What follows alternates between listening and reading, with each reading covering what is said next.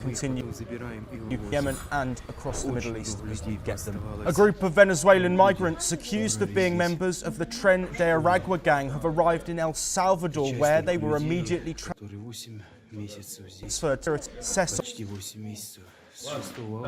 From the US has sparked controversy as it was carried out despite a federal judge's order temporarily blocking the removals. The Trump administration used the rarely invoked Alien Enemies Act of 1798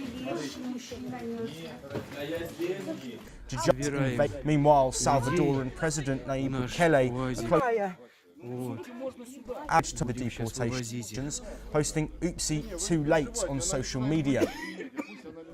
I think we're on very dangerous ground here. This is as lawless an action as the administration has taken. If the administration is allowed to use wartime authorities anytime it wants to remove people, I think we are going to see more and more people being subjected to this type of Alien Enemies Act and a blurring of wartime authority with domestic authority. I cannot stress how important it is that the federal courts prevent this from happening.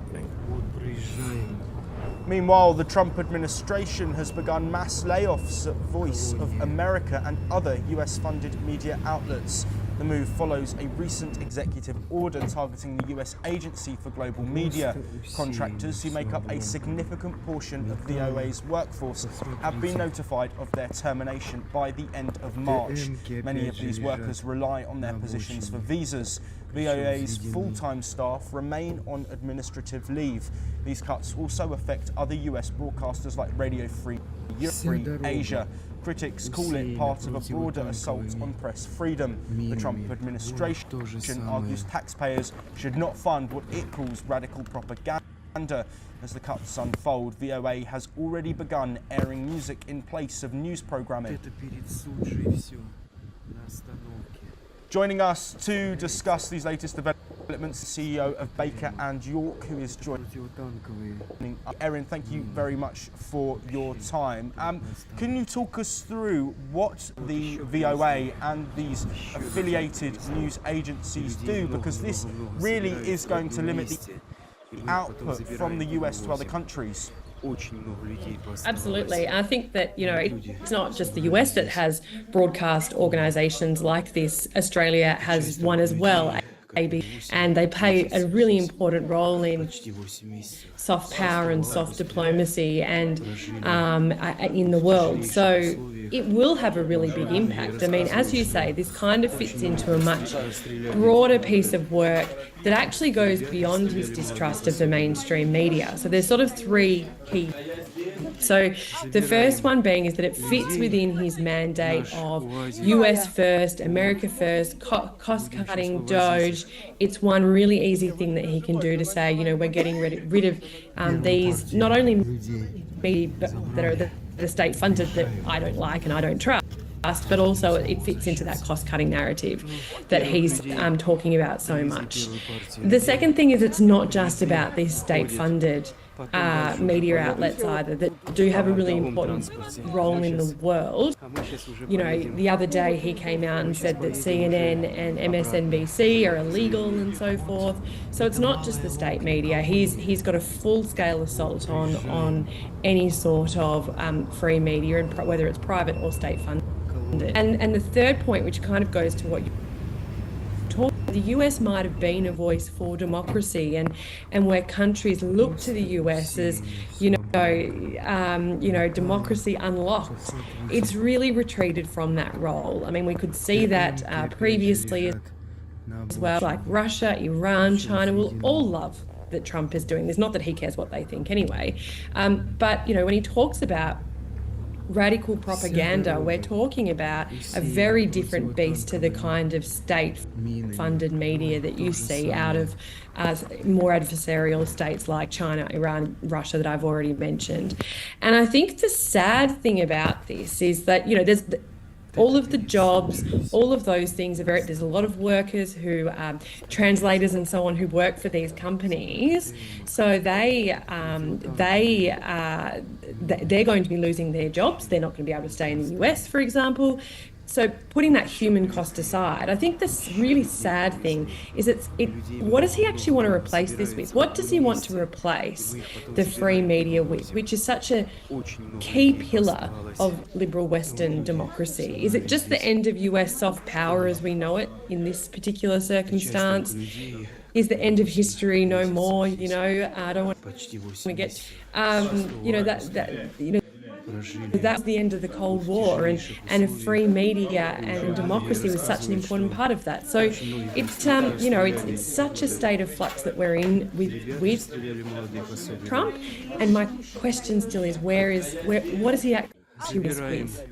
Yes, and Erin, looking at what it might be replaced with and also the future impacts, we know, of course, Trump only has this term to go. He won't be president again, but how easy will it be for these decisions to be reversed if somebody comes in after him and wants to do so? And what could that impact then be moving forward in the longer term for the United States, not just in the country, but also geopolitically? Yeah, I mean, Western America was established after, it was around 1949. Like, this is an old institution, right? This is around, Second World War period institution. These things are not just built overnight.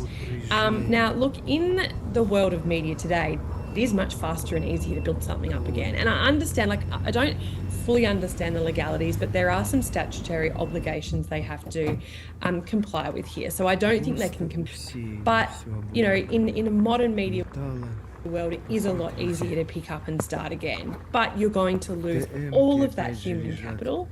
As I mentioned before, workers with language skills, workers that will no longer be in the United States necessarily, or able to work for a United States state-owned media company. So that's the kind of thing that's much harder to pick up again in the future. Like you said, he does only have a few years, but a lot of damage can be done. And I think that, the media, free media, and it's not just the US, like, let's be clear, there are other countries where, free media is really under attack, and it just goes to show how much you need to protect these institutions. The end of history is not a given. It's something that has to be protected. So look, I think that there can be a lot of damage done, and it's a reminder of how much we need to keep fighting to protect these kinds of organisations. Yes, absolutely. And Erin, to bring an end to this discussion, we know, of course, Donald Trump is very vocal on social media, on his Truth Social platform. His close ally Elon Musk also has X and has used it as a tool for influence in European politics, also announcing things and using it really to sort of push a narrative. Do you think this is potentially the start of a serious shift in the way that media from public figures like Donald Trump is going to be consumed, and of course then the impact that will have on the future generations as well? Absolutely. So it's not only consumed but also how it's produced, and there's a lot of irony wrapped up in this. So this idea of radical propaganda by this state-owned enterprise from the US, but then if you have a media that is not fact-checked, that is not sourced properly, doesn't go through all of the rigorous processes that a media organisation would normally go through, and that reports fact, what are we left with? Without that sort of institution behind journalism. That's what really concerns me. You can absolutely see this shift with platforms like X, and the way people consume that. They want to go straight to individuals now. Substacks, huge newsletters. It's a completely different way of consuming information. And that's the challenge, because then who becomes the arbiter of truth? Not saying that media always had it right, but there were some pretty good systems and processes in place that meant that if you did see something on, say, ABC Australia, might not always be perfect, but they're not putting out radical propaganda. And that is a state-funded, not a state-owned, but a state-funded media organisation. So it's a huge change that we're going through globally. Erin Watson, thank you very much for your insights. It is one that we will, of course, be keeping an eye on. We move on, and US President Donald Trump and Russian President Vladimir